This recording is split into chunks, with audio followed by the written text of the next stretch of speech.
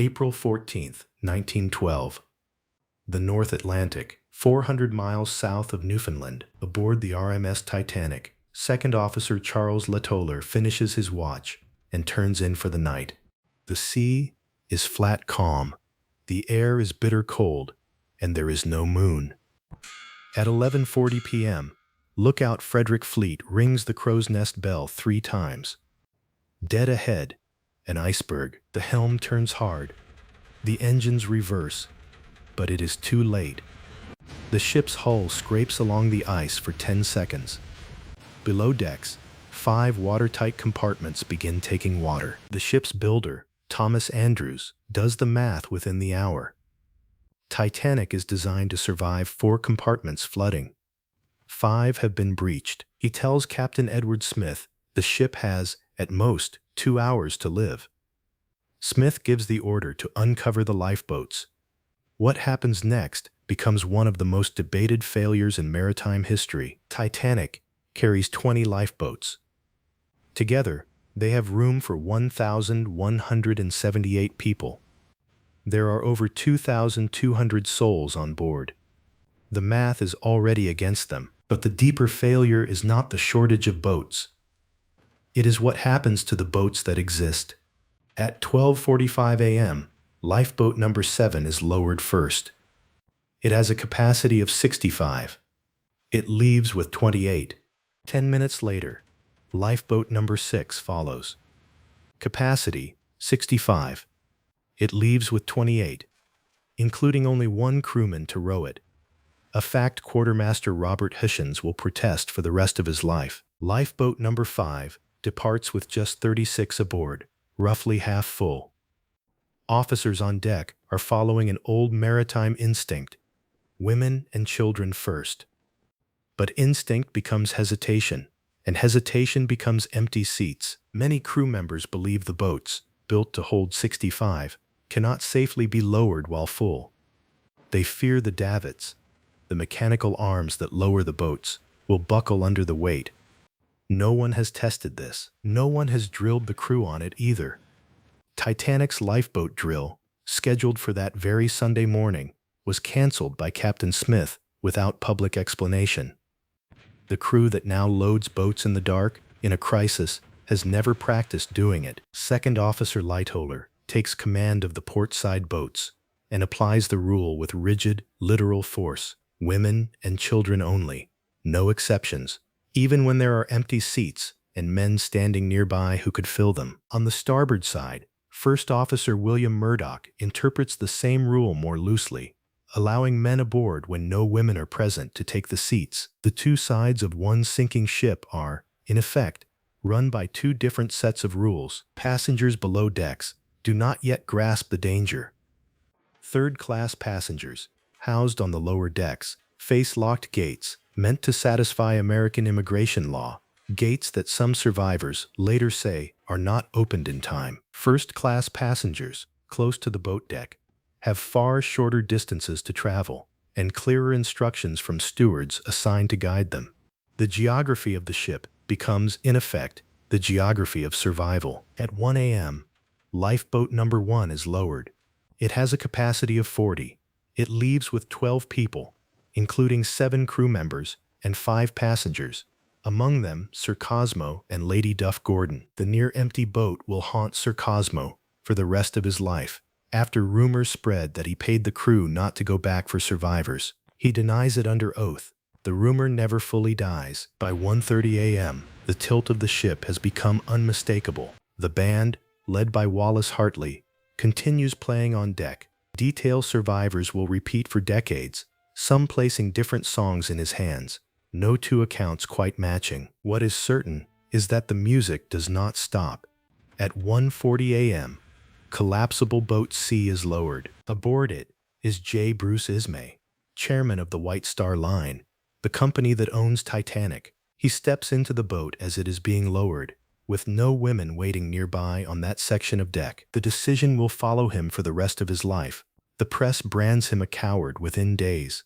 He never fully recovers his reputation, resigning from the company within a year and largely disappearing from public life. At 2:05 a.m., the last lifeboat, collapsible D, is lowered with the water now lapping at the boat deck itself.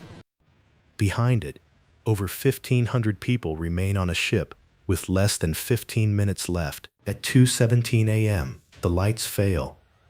Witnesses describe the ship's stern rising high into the night sky, the enormous mass of the hull silhouetted against the stars, before Titanic breaks in two and slips beneath the surface. In the water, the cold is nearly instantaneous in its effect. Survivors in the lifeboats hear the screams of hundreds in the water, a sound many will describe, and few will ever fully discuss again. Only one boat, number 14, commanded by 5th Officer Harold Lowe, turns back into the wreckage to search for survivors. He waits nearly an hour, fearing being swamped by panicked swimmers, before finally rowing back. He pulls just a handful of people from the water alive. In total, 705 people survive the sinking. More than 1,500 do not. And here is the number that will define the investigations to come. The 20 lifeboats that left Titanic, on average, carried barely half the people they were built to hold. Some estimates suggest as many as 400 additional lives could have been saved if the boats had simply been filled to capacity before launching. Within weeks, both the United States Senate and the British Board of Trade opened formal inquiries. Senator William Alden Smith leads the American hearings, questioning survivors, crew, and Ismay himself, hunting for the answer to one question above all others. Why did boats built for 65 leave with 28? Officer Lightoller, testifying in both London and Washington, insists his caution was reasonable, given the untested davits and the fear of boats collapsing under load.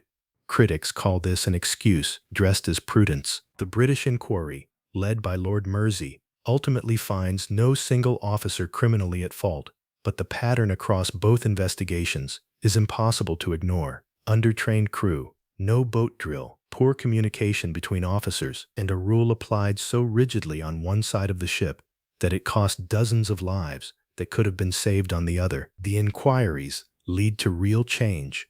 The International Convention for the Safety of Life at Sea, first drafted in 1914, mandates lifeboat capacity for every person aboard a ship, mandatory boat drills for passengers and crew alike, and 24-hour radio watch closing the gap that had left the nearby ship Californian unaware of Titanic's distress calls that night. But for the estimated 400 people who might have lived had the boats simply been filled, the regulations come too late. Robert Hitchens, the quartermaster in half-empty lifeboat number 6, spends the rest of his life haunted by the decision not to row back for survivors, a decision made under Ismay and Lightoller's broader caution about swamping. He drifts into alcoholism and, decades later, attempts a violent crime before dying in obscurity. Lightoller goes on to a long naval career, later commanding his own small boat during the Dunkirk evacuation in 1940, a moment some see as a kind of redemption for the choices made in the dark that April night. Ismay lives out his remaining years, largely in seclusion in Ireland, rarely speaking publicly about the sinking again.